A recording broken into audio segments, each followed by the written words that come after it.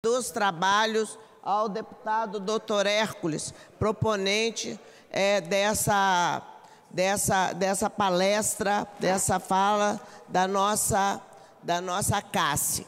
Sejam todos muito bem-vindos, com todo o nosso respeito, com toda a nossa consideração. Eu conheço bem e tenho, assim, fico muito feliz da casa estar recebendo todos vocês aqui. O voluntariado no mundo inteiro é muito bem recebido e muito aplaudido, porque é um trabalho espetacular que se faz em todas as instituições, né? Não só na CAS, mas em todas as demais. Então, com a palavra a doutora Gláucia. Com a palavra, doutora Gláucia. Obrigada. Bom, em nome da ACACE, de todas as crianças e adolescentes do Espírito Santo e adjacências, que são acompanhadas e que virão a ser acompanhadas na luta contra o câncer no Estado do Espírito Santo, eu quero agradecer o convite feito pelo deputado Dr. Hércules Silveira de nos conceder essa inestimável oportunidade de divulgar o significado do Setembro Dourado. Quero agradecer também a presença dos senhores neste dia em que todas as atenções estão voltadas para esse momento político que estamos passando no país. Bom, em toda criança com câncer existe um adulto com grande chance de viver.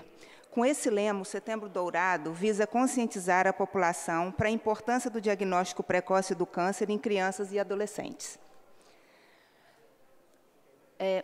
A campanha nacional Setembro Dourado quer chamar a atenção de todos os profissionais de saúde, pais, comunidade e também do poder público sobre a necessidade do diagnóstico precoce quando as chances de cura ainda são maiores. A CONIAC, que é a Confederação Nacional das Instituições de Apoio à Assistência a Crianças e Adolescentes com Câncer no Brasil, e suas instituições filiadas, incluindo a ACACE, ancoradas por uma visão de futuro e reconhecendo a responsabilidade de sua liderança em proporcionar melhor qualidade de vida e dignidade, minimizando a dor e o sofrimento das crianças e adolescentes em tratamento do câncer. Então, abre essa campanha. Tá? Bom, atrelado ao diagnóstico precoce, que é o foco da campanha Setembro Dourado, a gente não pode deixar de pensar em todas as outras fases por que passam as crianças e adolescentes acometidas por essa doença. E qual é a importância do diagnóstico precoce? Para responder essa pergunta, eu preciso falar um pouco sobre o câncer em crianças e adolescentes. Então, eu vou tentar falar rapidinho. A gente considera infantil até 14 anos de idade e adolescente acima disso, com idade limite em torno de 19, 20 e 21 anos. Aqui, para diferenciar um pouco o câncer infantil do câncer de adulto, o que eu queria chamar a atenção é o seguinte: enquanto a gente faz prevenção no câncer de adulto, a gente sabe que existem vários fatores ambientais que estão relacionados com o aparecimento do câncer no adulto, na criança não é assim. Então, na criança, a gente precisa de fazer o diagnóstico precocemente e, com isso, conseguir atingir maiores chances de cura. A gente precisa, então, existe uma outra característica no câncer da criança e do adolescente, que é a velocidade de crescimento desse tumor. A velocidade é bem mais rápida do que do adulto. Isso acaba levando, então, a uma necessidade do diagnóstico o mais cedo possível e início do tratamento o mais rápido possível também. No Brasil, quando a gente considera todas as pessoas acometidas pelo câncer, em torno de 3% dessas pessoas estão abaixo de 19 anos de idade. Então, os números do câncer, da incidência de câncer no Brasil, é em torno de 12.600 casos por ano. No Estado do Espírito Santo, essa estimativa é em torno de 230 casos, sendo que menos de 50% chegam ao centro de referência público. Tá? Essa é uma estimativa do Instituto Nacional do Câncer de 2016.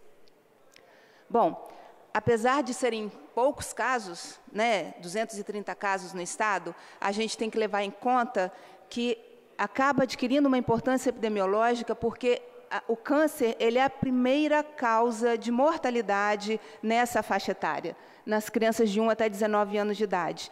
Então, em primeiro lugar, vem os acidentes, e isso é assim em todos os lugares do mundo. Em segundo lugar, como causa de mortalidade, em pessoas de 1 até 19 anos, vem o câncer como causa de morte, então. Então, é uma doença que tem uma importância muito grande, epidemiologicamente.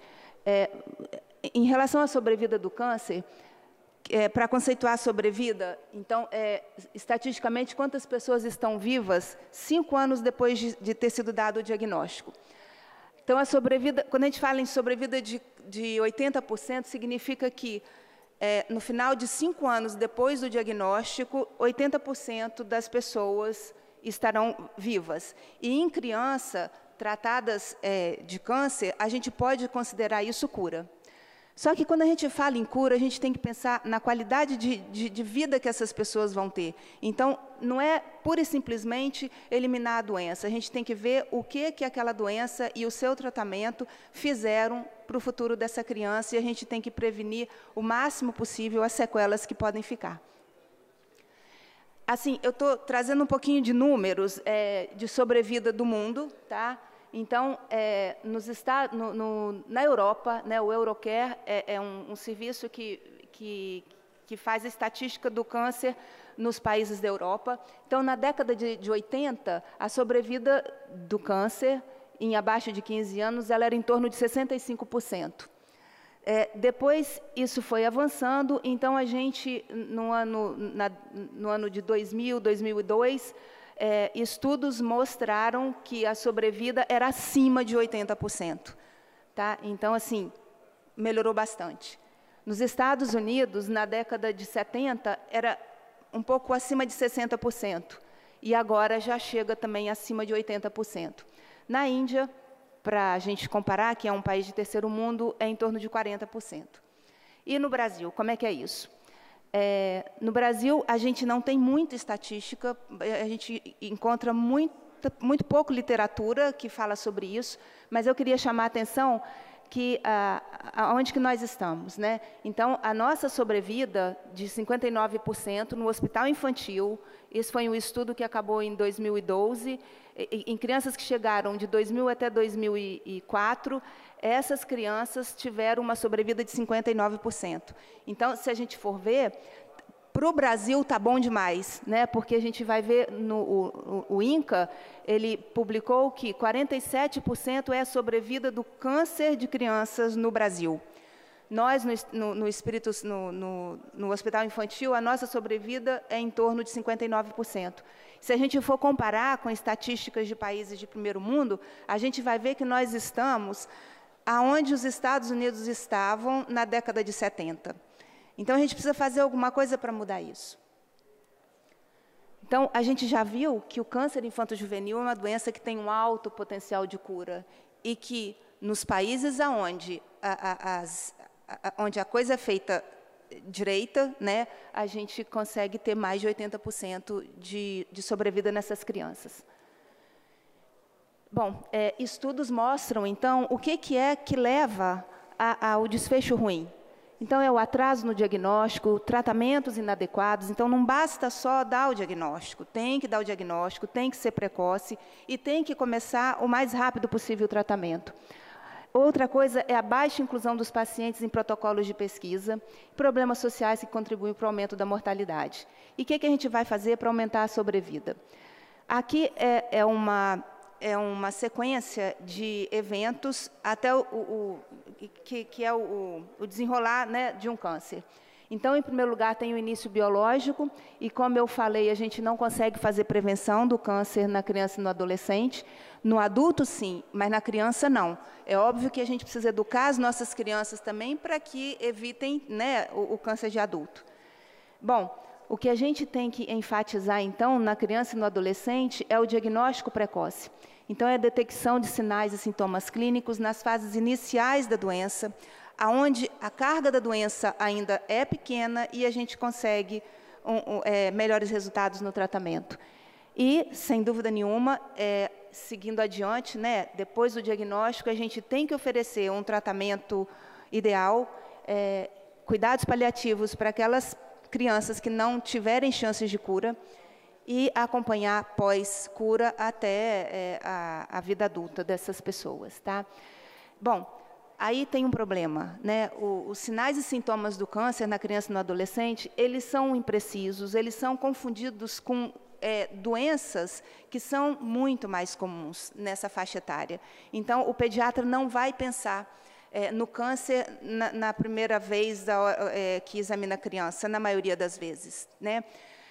Agora, o que a gente orienta as famílias é que insista, que leva as crianças ao médico novamente, né? Geralmente, os sinais e sintomas, eles vêm em conjunto e são progressivos. Então,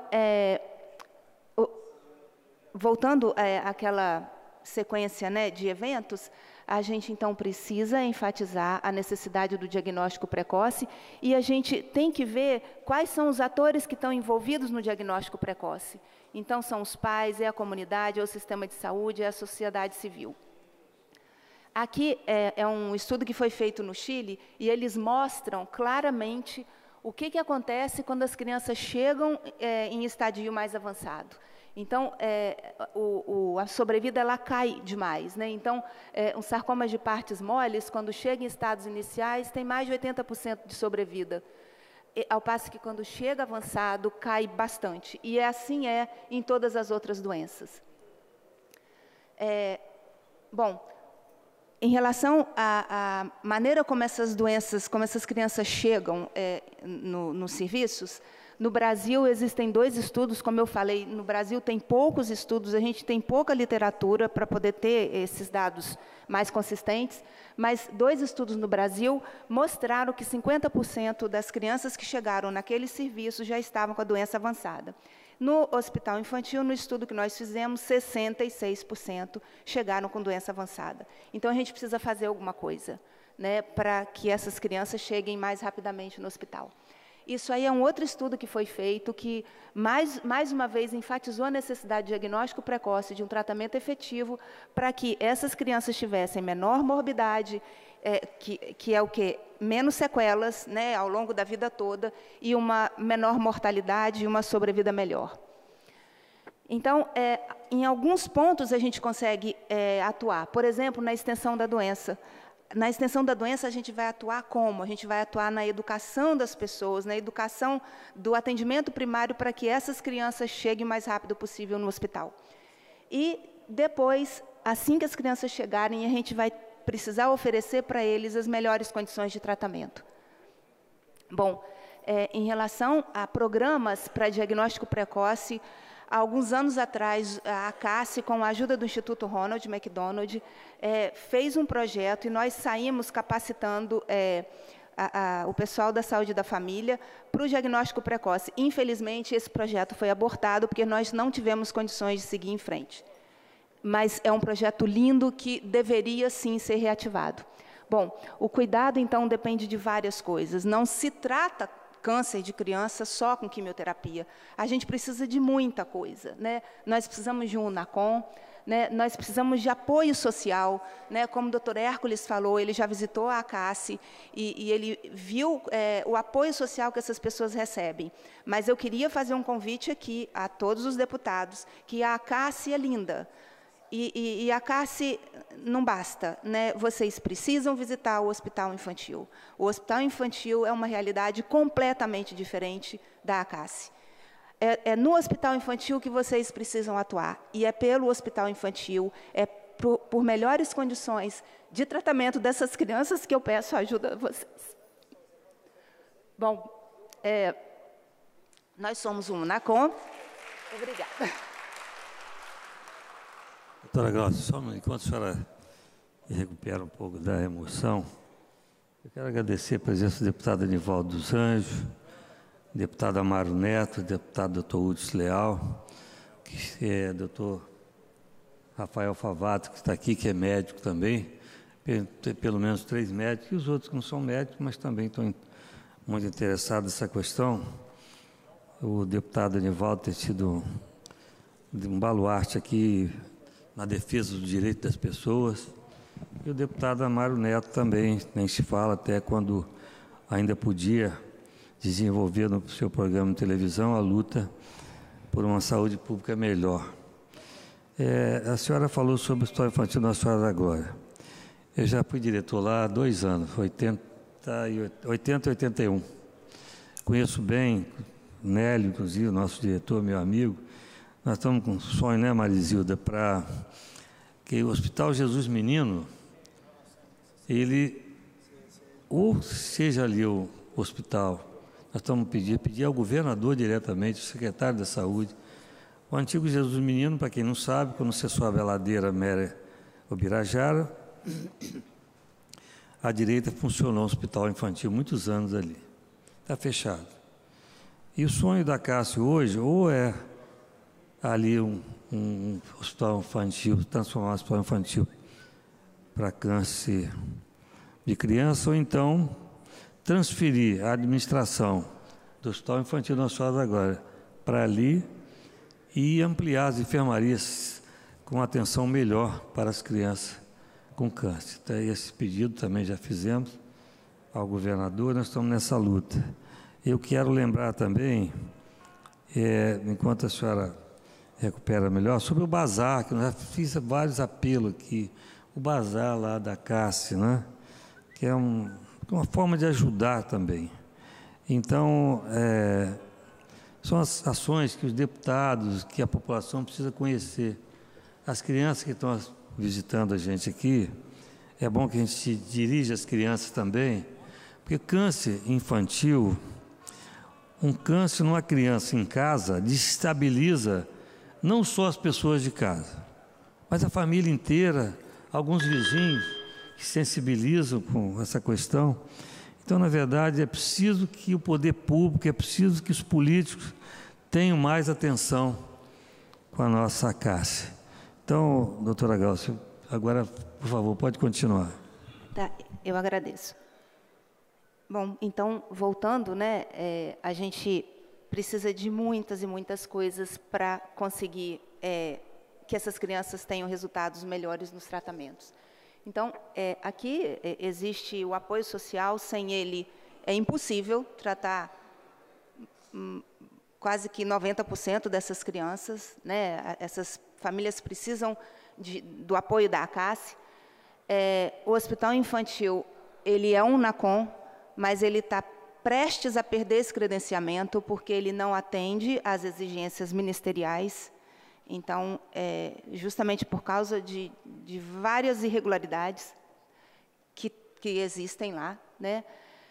Bom, nós temos uma equipe multiprofissional, né, que precisa para poder tratar essas crianças. E também a gente precisa de grupos cooperativos, a gente tem contato com os grupos cooperativos, mas é muito, muito importante o ensino e a pesquisa.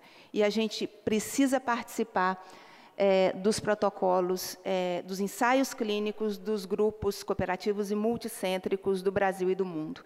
Isso faz diferença nos resultados de cada instituição.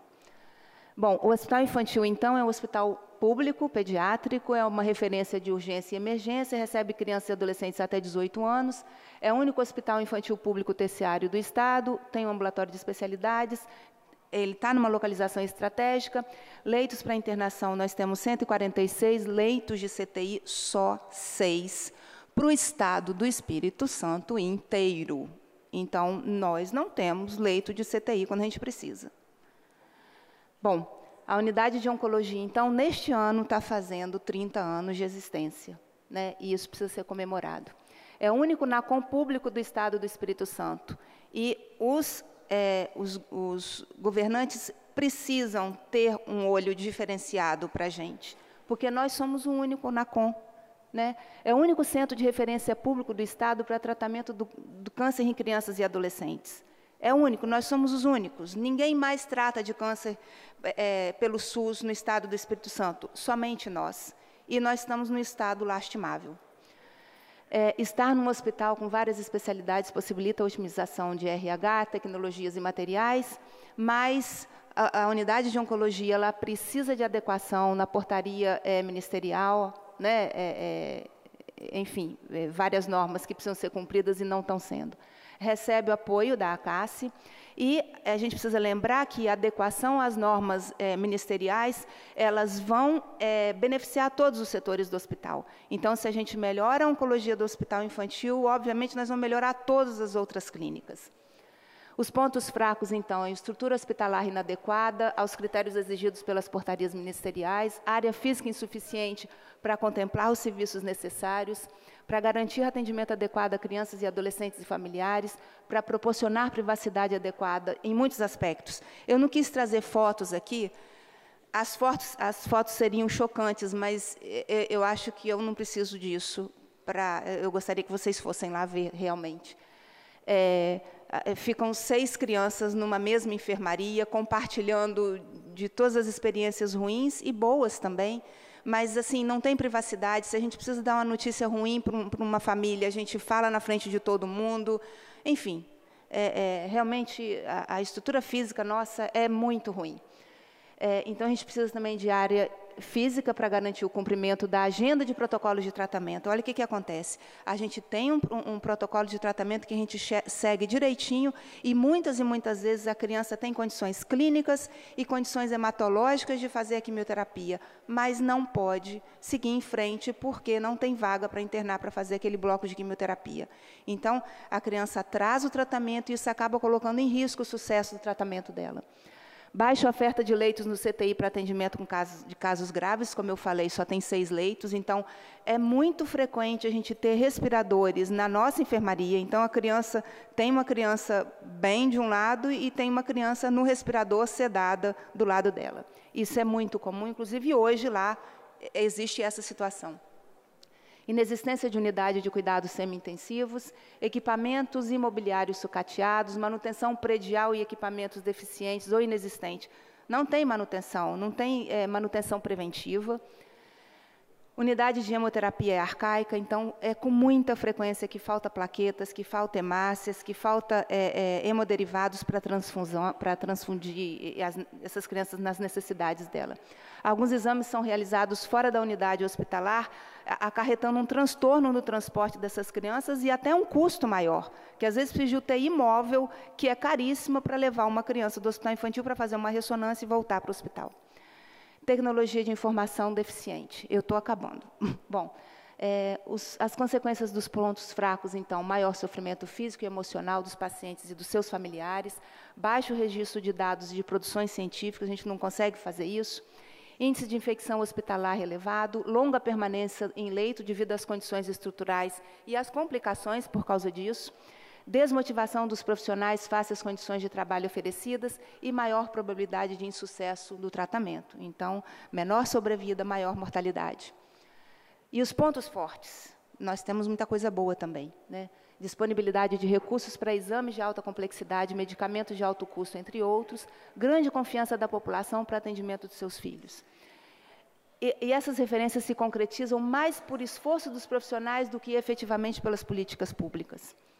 A equipe multiprofissional é qualificada e comprometida, é uma equipe que briga para trabalhar, tem alta resolutividade, grande capacidade de resposta às demandas psicossociais, recebe prontamente crianças e adolescentes encaminhados de todos os hospitais. Nós não temos demanda reprimida. Se chega uma criança hoje lá, ela é atendida hoje. Ela é internada hoje ou amanhã. Né? Às vezes a gente não tem vaga, mas ela fica, às vezes, na emergência, obviamente em lugar inadequado também, mas ela é absorvida pelo serviço, não deixa de ser tratada. E como aumentar a sobrevida? Então, eu volto a fazer essa pergunta. Então, estudos mostram que a gente tem a base para que a gente tenha bons serviços, a base é de 3 pilares. Então, é serviço de qualidade, com infraestrutura física boa, com equipe multidisciplinar, com terapia de suporte, sempre tem que ter pesquisa, ensino e pesquisa, e participação de ensaios multicêntricos. Em relação a isso aqui, eu queria lembrar o seguinte: em 2014, a campanha do MEC-DIA, ela foi destinada para que a gente participasse de protocolos clínicos multicêntricos. E aí a gente teve essa renda, a gente conseguiu isso, mas nós, infelizmente, não conseguimos fazer parte desses protocolos de pesquisa, porque a gente precisaria de estrutura física mínima, quer dizer, no mínimo, ter garantia de que a gente iria internar aquelas crianças que participassem do protocolo no dia certo. Nós não temos garantia disso, então, infelizmente, nós não pudemos participar desses protocolos. Bom, educação, né, formação de especialistas e formação da atenção primária, né, atuando, mais uma vez, no diagnóstico precoce. E as necessidades, então, estrutura física e operacional, que ofereça condições para o cumprimento dos requisitos das portarias ministeriais, que cumpra integralmente as diretrizes do SUS, do Estatuto da Criança e do Adolescente e da Política Nacional de Humanização. A gente tem que ver essas crianças como um todo, né, como um ser em desenvolvimento e com todas as necessidades, que permita expansões futuras para acolher novas tecnologias, que tenha manutenção preventiva e corretiva adequadas, investimentos na busca permanente da qualidade de atendimento em todas as fases do cuidado, principalmente em pacientes em fase terminal e seus familiares. Então, é muito comum a gente ter criança em fase terminal, a criança que não tem possibilidade de cura, que está morrendo, junto com outra criança que a gente precisa passar coisa boa, passar pensamento bom, passar... Então, às vezes, a criança que a gente acaba de dar um diagnóstico está do lado de uma criança que está morrendo, né, por uma doença que se tornou intratável. Então, isso ali no meio, né, de todo mundo. Então, a gente precisa de ter um cuidado, um lugar ideal para que essas crianças em fase terminal sejam atendidas, sejam cuidadas. Investimento na qualificação e atualização de profissionais, educação e pesquisa, incluindo a participação de ensaios clínicos multicêntricos, incremento nas áreas de diagnóstico e tratamento clínico e cirúrgico, aporte de recursos que possibilite maior atuação como agente de mobilização e de transformação de saúde de crianças e adolescentes no Espírito Santo, influenciando as políticas públicas estaduais de atenção a essa população. Bom, para finalizar, tem uma frase que o Dr. Renato Melarainho falou quando ele era presidente da Sociedade Brasileira de Oncologia Pediátrica, que é isso aqui, ó. Estamos aquém das cifras encontradas em países desenvolvidos e podemos atribuir essa defasagem a duas coisas. A demora na suspeita do diagnóstico, a qualidade do tratamento oferecida, tornando as condições bastante diferentes em nosso imenso território. E não é possível admitir que algumas crianças ainda morram nesse país, não por terem câncer, mas por serem brasileiras, ou por serem capixabas. Bom, eu queria, então, agradecer a atenção de todos vocês, né? E eu queria dizer que eu conto com a atuação dos senhores para que esse Setembro Dourado de 2016 seja um marco na oncologia pediátrica do nosso Estado. As necessidades prioritárias evidenciadas aqui hoje aos senhores dizem respeito à oncologia pediátrica do Estado do Espírito Santo e do Brasil. São nossas crianças e nossos adolescentes. As condições clínicas das crianças e adolescentes tratadas nesse centro de referência são reflexo da atenção de saúde que lhes é disponibilizada mesmo antes de suas doenças terem sido diagnosticadas. Os resultados desfavoráveis podem ser atribuídos principalmente ao atraso no diagnóstico, mas as condições de tratamento apelam por modificações e investimentos imediatos. Os resultados são desafiadores e apontam para a necessidade urgente de ações por parte de vocês, governantes, e da sociedade civil, que objetivem uma mudança radical no panorama da oncologia pediátrica do Estado do Espírito Santo e também no Brasil. Nosso Estado é pequeno, nossa gente é comprometida. Haja vista a campanha MacDia, né, que teve nesse sábado passado, né, que mobilizou tantos capixabas, né, e que a venda foi tão grande, né. Então, nós temos a faca e o queijo na mão, né. A equipe da unidade de oncologia do Hospital Infantil sempre mostrou muita disposição e engajamento na causa. No que concerne à oncologia infanto-juvenil do Estado do Espírito Santo, é possível vislumbrar excelentes resultados comparáveis aos melhores índices mundiais. Bom, então eu conto com a ajuda de vocês. Muito obrigada pela atenção. Doutora Glaucia, por gentileza. Pois não. Continue na tribuna. Continue na tribuna. E eu quero saber se algum colega quer fazer. O deputado Sérgio Majestic.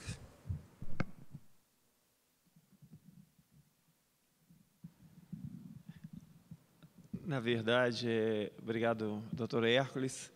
Parabéns pela explanação. Desculpa eu não estar presente na primeira parte da sua fala, mas eu tive que ali dar atenção para os alunos de São Domingos que estavam aí. Mas parabéns pela sua explanação e pelo trabalho que vocês realizam, né, que é um trabalho extremamente digno, apesar de todas as dificuldades apontadas ali. E toda vez que eu vejo isso, eu estive lá visitando a Cássia no ano passado, foi muito bem recebido lá, e fico maravilhado com o trabalho que se realiza ali. Agora, é impressionante que quando se diz isso, né, que as crianças, muitas vezes as pessoas morrem por ser brasileira e não por ter câncer, né?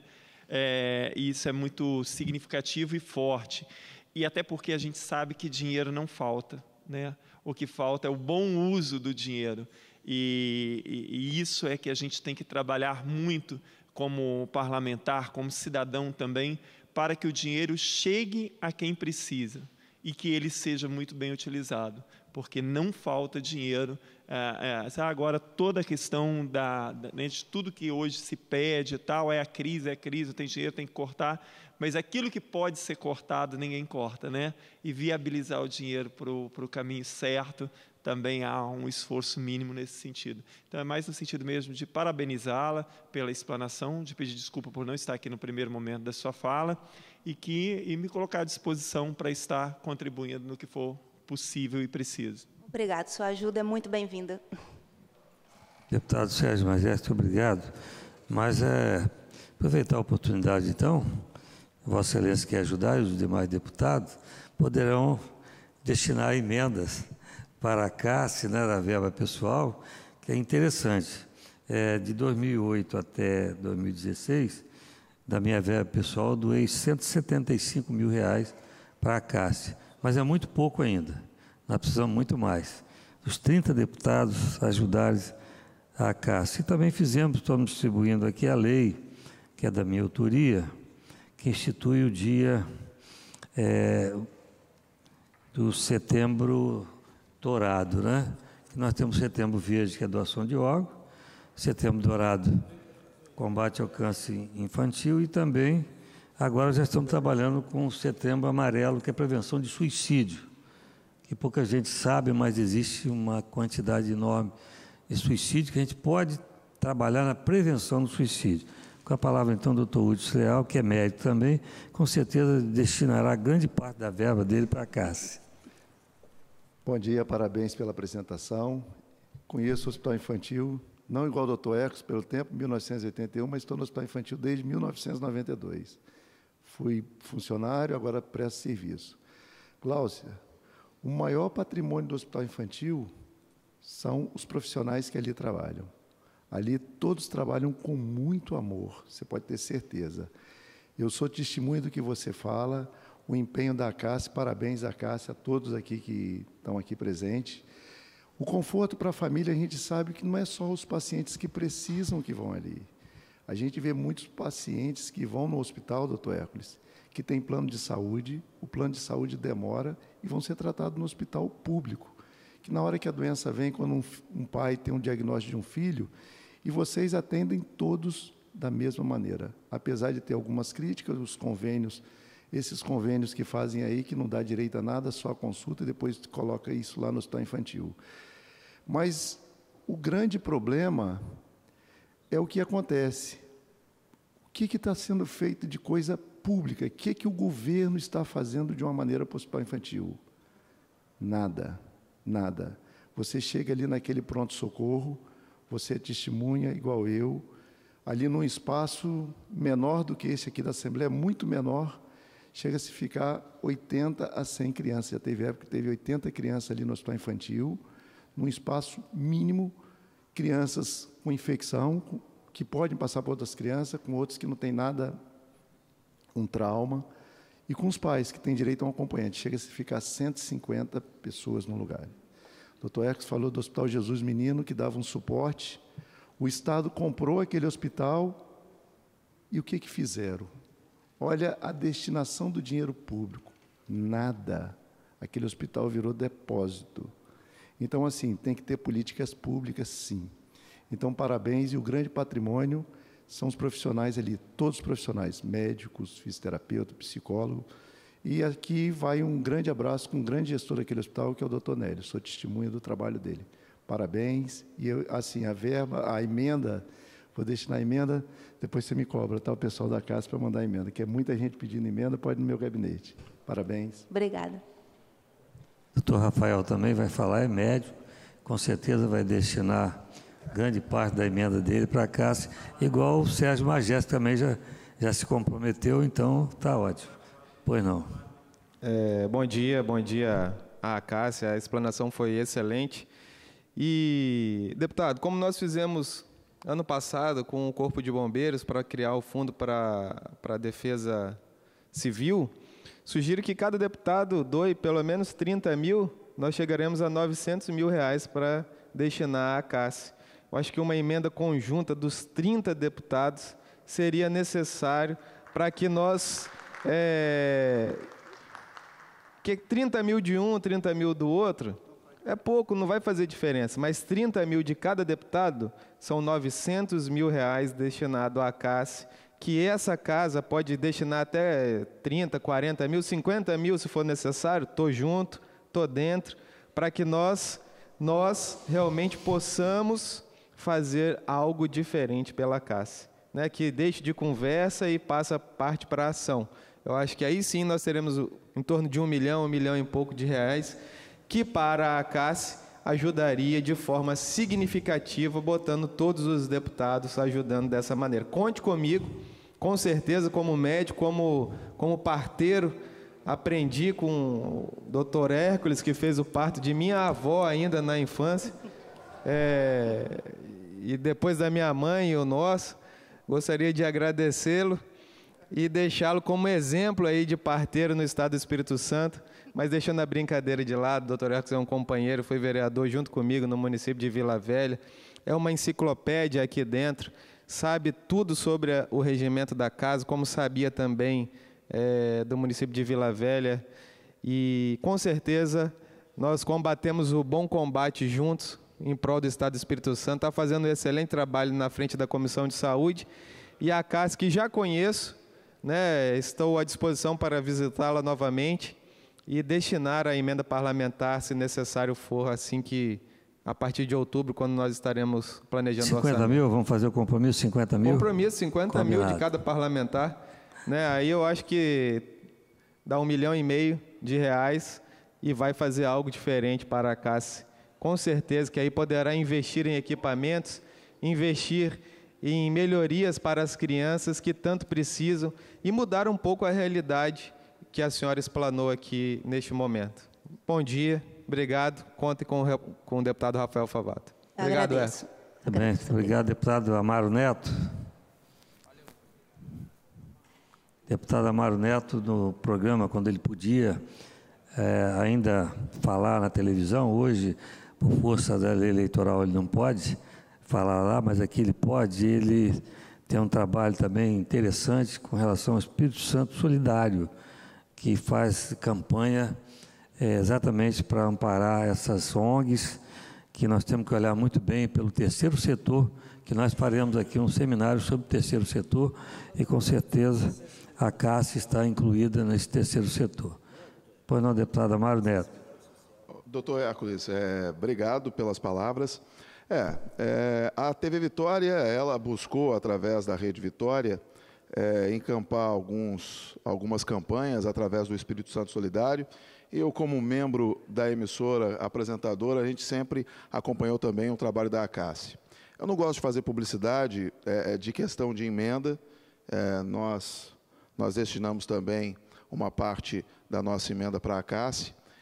Acredito que é importante esse comprometimento, como o doutor Hércules falou, com o doutor Rafael Favato, da gente pensar aqui em conjunto, os deputados, um pouco de cada um, dar um montante interessante para continuar esse belo trabalho. Parabéns pela explanação e parabéns a todos que fazem esse belíssimo trabalho na Cássia. Obrigado, presidente. Obrigada.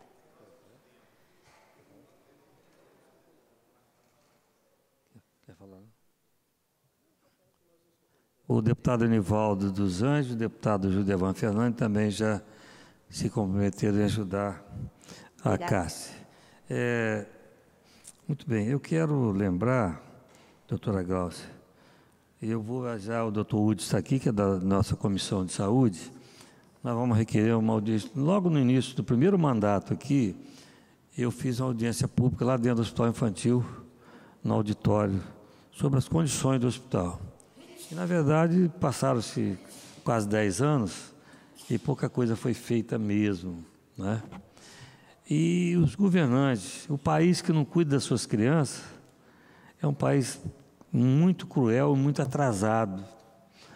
Então, eu e o doutor Udes vamos comprometer, que nós somos da Comissão de Saúde, a aprovar uma audiência pública lá dentro do Hospital Infantil, para discutir a questão, especialmente essa possibilidade de ou o Hospital Jesus Menino funcionar como hospital de oncologia infantil, infanto-juvenil, ou então transferir a administração do Hospital Infantil Nossa Senhora da Glória para o Jesus Menino, a parte administrativa, né? E que, onde tem essa área administrativa, seja transformada em uma enfermaria humanizada com todo o requisito que você falou sobre o tratamento dessas crianças. Eu queria lembrar também, doutora Glaucia, com relação à enfermaria de Queimados. Todo ano, dia 6 de junho, eu trazia aqui Ricardo Batista, que é meu colega de Cachoeiro, colega de turma, e que fazia um trabalho muito bom. Hoje acho que é a doutora Ariosco que está mexendo com essa parte, né? E doutor Ricardo, ele falava o seguinte: queimadura não tem vacina, tem prevenção. Então ele tinha a cartilha, trazia aqui, a gente falava para as mães, sabe, Majeste, para não usar o queimador, são coisas simples. Não usar o queimador do fogão da frente, uso de trás. Não virar o cabo da panela para fora, vira para trás. E a criança pega o cabo da panela, faz assim, joga a água ou a comida quente em cima. Então, são sequelas, às vezes, muito difíceis de tirar, às vezes nem consegue tirar. Mas então eu gostaria de lembrar também do Hospital Infantil, dessa enfermaria de Queimado, que é uma coisa fantástica, né? O hospital é um hospital de alta complexidade, então, além dos queimados, ela tem outras áreas de alta complexidade também, né, como cirurgia ortopédica, neurocirurgia, oncologia, o CTQ. Mas, assim, realmente precisa do olhar, né, para essa característica do hospital. Sim. Então, nós vamos levar a apreciação da Comissão de Saúde, esse requerimento nosso, para que nós possamos fazer uma audiência lá. E depois nós vamos combinar também fazer uma audiência lá na CAS, lá dentro, porque nós precisamos mostrar, sabe? Eu sempre falo aqui, não só hoje não, eu sempre falo, você vê uma mãe levando uma criança, 5, 6 anos, que está tratando um infantil com câncer, mas ela leva pendurado no peito uma criança amamentando também. E lá tem o lugar para a mãe, tem o bercinho para a criança que está amamentando e tem também a cama para o paciente. Lugar nenhum tem isso, gente. É preciso que nós possamos olhar para isso. Sabe, precisa ser, né? Puxa vida, não é possível que os governantes não olhem para isso. Felizmente, várias empresas ajudam muito a CAS. E se não fossem as empresas particulares, as empresas privadas, eu acho que a Caixa teria fechado, porque, infelizmente, o poder público não olha como deveria e a Caixa ocupando um trabalho que é do poder público. Aí que entra o terceiro setor, que nós faremos um grande seminário aqui, se Deus quiser. Já combinei com o doutor Fernando Mânica, ele é a maior autoridade no Brasil em terceiro setor. E a Lei 13.019 veio ajudar a regulamentar, mas também veio criar algumas dificuldades para que essas ONGs possam receber auxílio, verba do governo. Doutora Glaucia, fique à vontade. Obrigada. Se quiser terminar, se alguém quiser usar o microfone também e falar, o microfone está à disposição. Pois não. É só, naturalmente, se identificar para o povo que está na televisão, porque nós já o conhecemos. Nós estamos falando ao vivo para o Estado inteiro, ok? Muito bom dia, senhores deputados. Deputado Hércules, muito obrigado pelo convite que nos faz. E aproveitar, sim, a oportunidade, na condição de uma pessoa da sociedade que hoje está no Conselho de Administração da CAS, e que, portanto, acompanhando essa situação bem de perto, vem percebendo cada vez mais quanto é necessário reunirmos estes 3 setores, e eu acrescentaria a academia como um 4º setor, para que a gente possa realmente resolver vários problemas que a gente viu aqui estarem sendo apresentados. O governo do Estado é o gestor daquele hospital, a Assembleia Legislativa, como vocês mesmos já aqui manifestaram, quanto vocês podem nos ajudar, a ajudar a sociedade capixaba. É o terceiro setor, aqui representado pela Cássia, eu também falo, deputado Hércules, na condição de diretor da Federação de Fundações e Associações do Espírito Santo, que é a federação do terceiro setor, e que a gente está também bastante empenhado em fazer esse diálogo entre esses três setores. E ainda, por fim, o setor empresarial, que sem dúvida alguma já é um grande parceiro desta questão, especialmente da CAS, mas ainda pode ser mais mobilizado. Então, é muito bem-vinda a sua proposta no sentido de reunir todos esses setores e mais a academia, né, doutora Gláucia? No sentido de que, como ela bem demonstrou, é fundamental que nós tenhamos melhores informações para que a gente faça melhor gestão dessa questão aqui no Estado do Espírito Santo. Muito obrigado, doutor Hércules. Doutora Gláucia, mais alguma coisa? Não, obrigada.